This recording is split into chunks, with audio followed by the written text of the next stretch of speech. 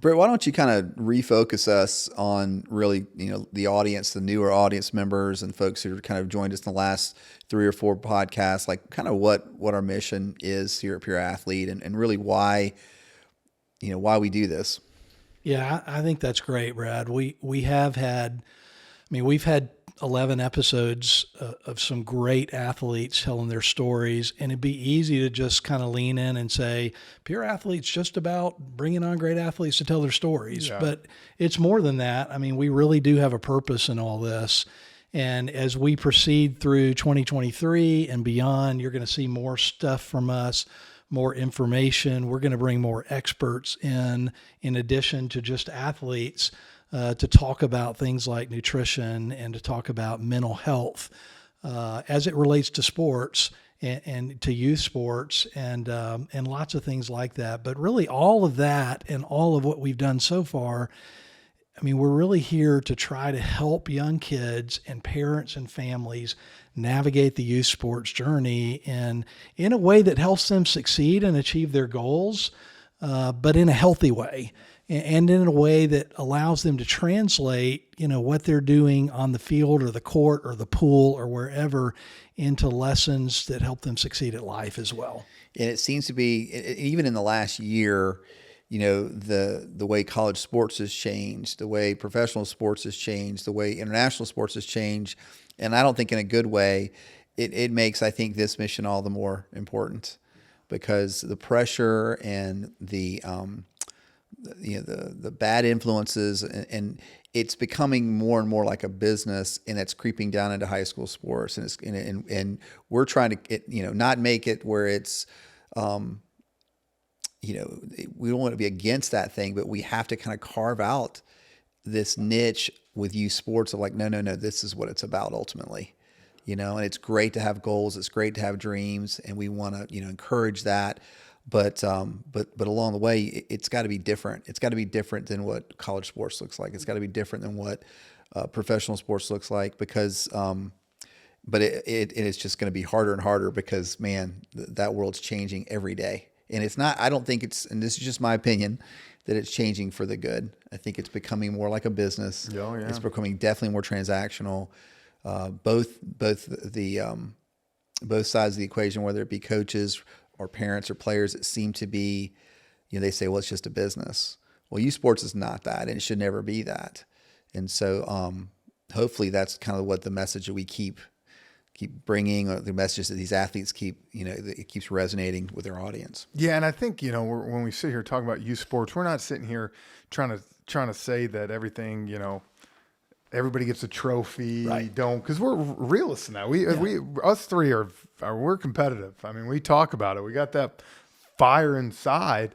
But like you said, there's a right way to do it and a wrong way to do it. And I think I agree. The culture is changing so much that, at least up until high school, man, give these kids an opportunity to have fun, to gain life experience. And you know what? Out of some of those athletes, they're going to be able to try to take it to the next level.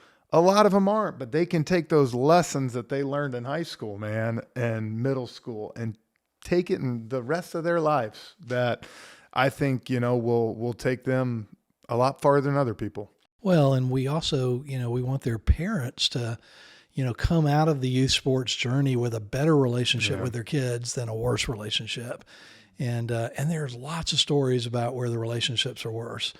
I hear, as I talk to parents sometimes, and we all face the astronomical amounts of money that are required to really do the going for it part of youth sports. And the question is, what's the ROI on that? What's the return on that investment?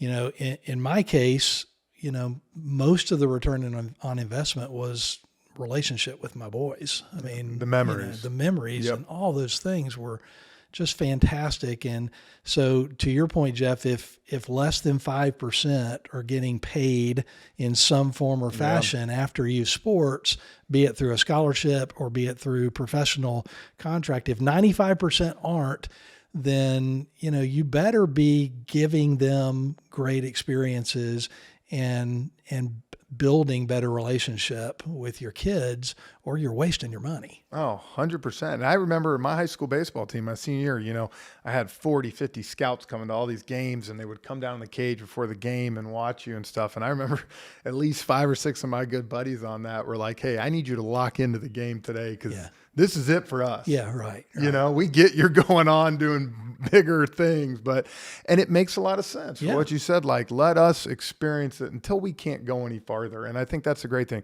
We want to give ideas, let athletes talk, give a platform to, how to make youth sports a great experience, not just for the kids, but for the parents. Yeah. I was watching the state championships, the football championships this year, and in the finals, and there was this kid who was a good player. He wasn't one of their star players, but he had an unbelievable state championship game, kind of like you in your state championship game. But he wasn't known that well before the game, and he had you could not write a better script for him. And they kept talking about this kid. Wow, this guy's flying on the radar. This guy should, some colleges should look at this guy, and they kept talking about, like, well, he should be looking at the next level. This kid these guys had 3 interceptions, like caught 2 touchdown passes, made 10 tackles. They interviewed the kid, and he goes, no, this is it for me. Because I have dreams, I have goals in college. I want to be a doctor. I want to be able to control my own schedule in college, and I have somebody else control my schedule. But this was his senior year. This was his last game, and he won a state championship and was the best player, or performed the best in that game. Yeah. And I thought that was such a cool story. It's like, no, it didn't have to be about the next thing. Yep. This was how I wanted to end it. I'm very happy. Obviously, he ended it in a great way, and he was super humble but super mature.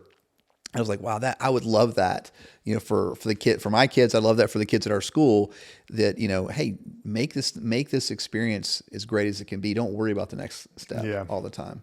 Well, and I think, that's talking about kids and parents, but also about coaches. I mean, we really want Pure Athlete to be helpful to coaches, but also to inspire coaches. And, most of you who are out there listening, who are coaches, got into it for the right reasons. You love sports, and you want to make an impact on kids. And like all of us as parents, it's easy to get caught up in the winning and all that kind of stuff. But man, you have such an incredible opportunity to influence kids' lives and families' lives. And we want the stories that you hear through this podcast and through other things that we do to inspire you to, be the best at developing kids, but as athletes, but also be the best at pouring into kids as well. Definitely.